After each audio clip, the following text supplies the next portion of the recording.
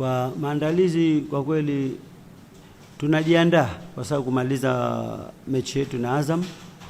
kwa sababu leo tupo hajafanya mazoezi, leo ni rest kwa sababu tunategemea tunawapa kidogo wachezaji hofu. Kesho tunaendelea na mazoezi yetu katika uwanja wa training section, na tunajiandaa kwa sababu sisi ni bingwa mtetezi, lakini kwa kimtazamo kwamba tushaaga mashindano, lakini kwa mpira tunaamua kufanya mazoezi na kuwakaribisha Azam ili tupate japo pointi 3 kwa mechi moja.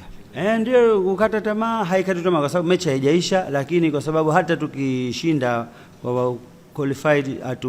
hatuendelee mbele, lakini tutacheza mpira wetu kwa sababu tunajiandaa pia kwa ligi yetu ya Zanzibar vile vile. Ujumbe wa Mlandege kwa daima kwamba wao wanapenda soka na wanapenda kwamba raha waone uwanjani, lakini kwa takriban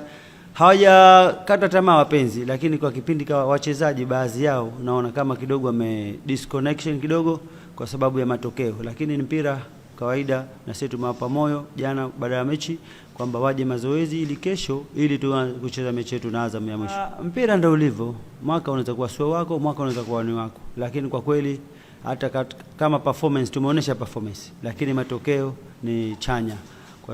Kwa hivyo tunawapa pongezi wachezaji wetu na bado tunazidi kuwapa pongezi, lakini tuwape kidogo majonzi kwa wapenzi, kwa sababu mapenzi wanategemea ushindi, lakini bado ushindi hatujaupata, lakini nategemea tukijaliwa mechi ya Azam naweza kuonesha tofauti mwingine kidogo.